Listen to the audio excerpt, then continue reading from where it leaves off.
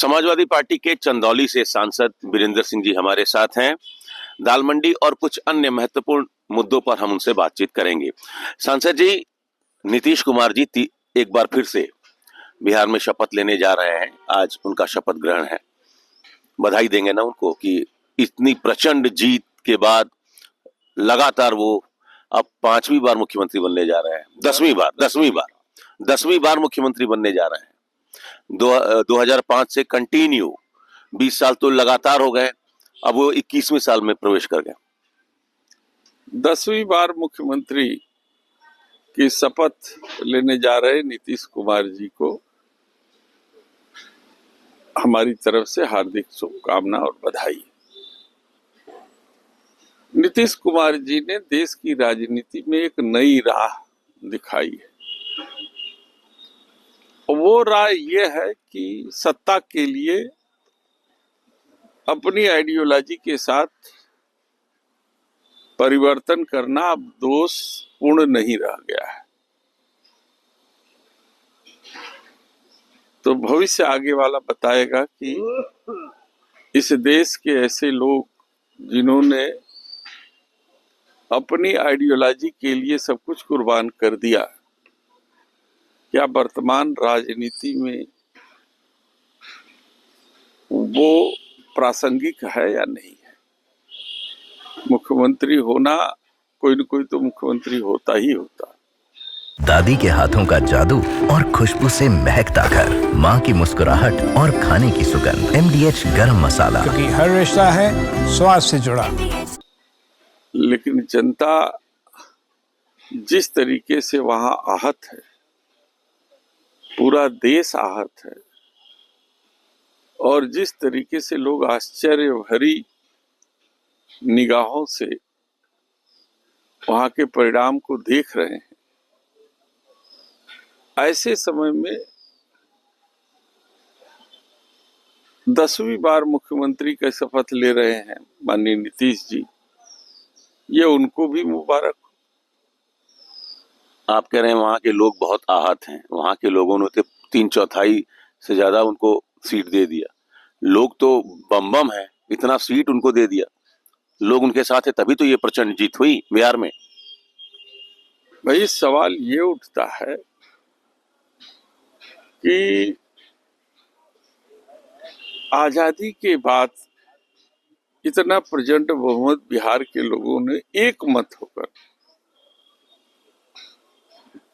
कभी नहीं दिया। हमेशा विचारधाराओं का टकराव बिहार में होता रहा है, क्योंकि बिहार एक ऐसा प्रदेश था जहां की माटी में लोकतंत्र बसा हुआ है, जहां की माटी में राजनीति बसा हुआ है, और राजनीति में सब लोग एक मत हो जाएं यह संभव है नहीं। तो स्वच्छ राजनीति का खेल जहां होता है, वहां सभी समाज के सब वर्गों का एक मत होना यह संभव है ही नहीं है। ये SIR के मुद्दे पर एक साथ सारे लोग चले गए, ऐसा है क्या? देखिए, SIR एक जरिया था जिसका इस्तेमाल इलेक्शन कमीशन के जरिए भारतीय जनता पार्टी ने किया। यह पूरे देश में लागू हुआ है। इन्वेस्टिगेशन होना एक अलग बात है, लेकिन नई वोटर लिस्ट जारी करना और पुरानी वोटर लिस्ट को कंडम करना, जिस वोटर लिस्ट के जरिए हमारे देश के प्रधानमंत्री चुन करके गए हैं, वो पूरी की पूरी वोटर लिस्ट कंडम कर देना, ये कौन सी विचारधारा, कौन सा न्याय है।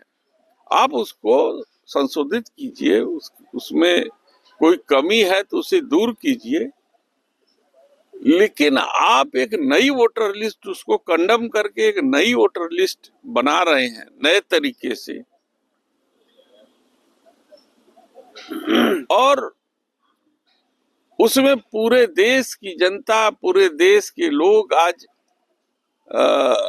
खेती का समय है, किसान खेतों की कटाई कर रहा है और आप उसको मौका नहीं दे रहे हैं कि वो अपनी धान की खेती की कटाई कर ले और उसके बाद वो एसआईआर के मुद्दे पर अपना नाम जो है नामांकित करे और इसी बीच एसआईआर ला करके बीएलओ के जरिए आप अपने मन का वोटर लिस्ट बनाना चाहते हैं, जो लोकतंत्र में कभी भी सही नहीं ठहराया जा सकता। तो इसी तर्ज पर आप कह रहे हैं बिहार में बीजेपी और जेडीयू चुनाव जीती, तो फिर यूपी का चुनावी नतीजा भी तो यही होने वाला है।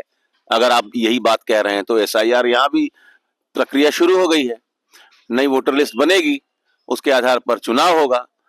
तो फिर तो आपने अभी से स्वीकार कर लिया कि बिहार वाला नतीजा यूपी में भी आने वाला है।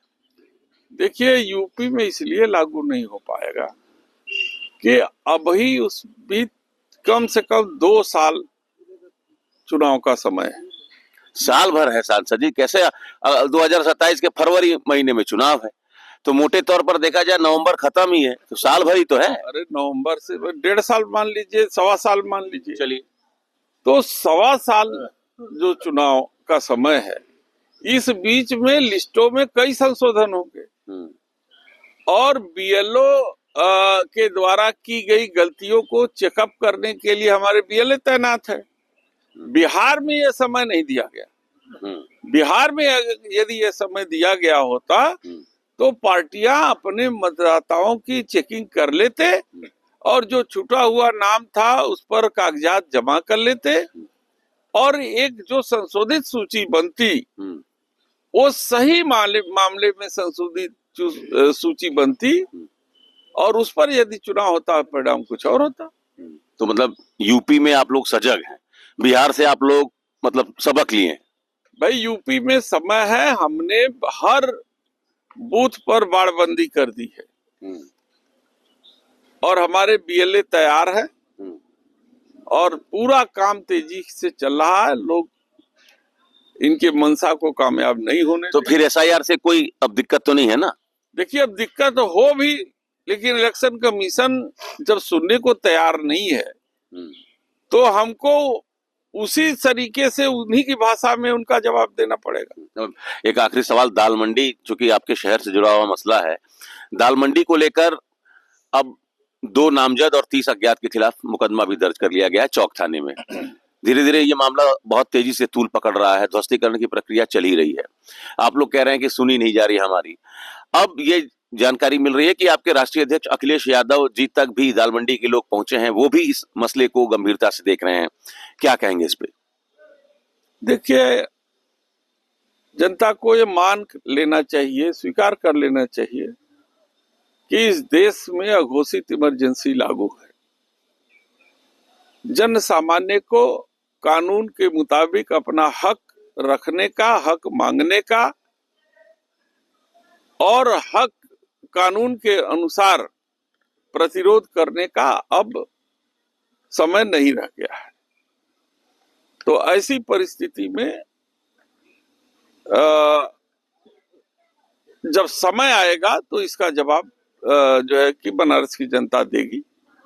तो मतलब आप लोग अब समझ गए हैं कि अब दाल मंडी का चौड़ीकरण होना है, अब ये प्रक्रिया रुकने वाली नहीं है, राजनीतिक विरोध का कोई मतलब नहीं है। देखिए, हम हमेशा विरोध करते रहेंगे और हमेशा जनता के साथ मिलकर उनकी तकलीफों को दूर करने का प्रयास करते रहेंगे। मानना तो सरकार को है, सरकार बल प्रयोग कर रही है, सरकार कानून का उपयोग कर रही है सरकार।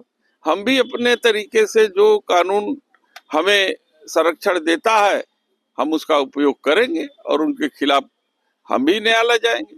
अखिलेश जी गंभीर है, अभी बात होगी कल हम लोग जा रहे हैं, बात होगी और देखते हैं लोग जाकर के अपनी क्या बात कहते हैं।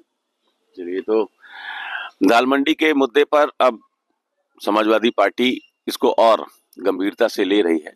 हालांकि सांसद जी का कहना है कि उनकी पार्टी की उनकी सुनी नहीं जा रही है, लेकिन ये लड़ाई लड़ते रहेंगे, न्यायालय में हो या सड़क पर हो, समाजवादी पार्टी दाल मंडी की लड़ाई लड़ती रहेगी। Amit Singh, TV9 UP Varanasi. अब छोलिया हो या लोबिया, सफेद चने या काले चने, सब कुछ मजेदार बने।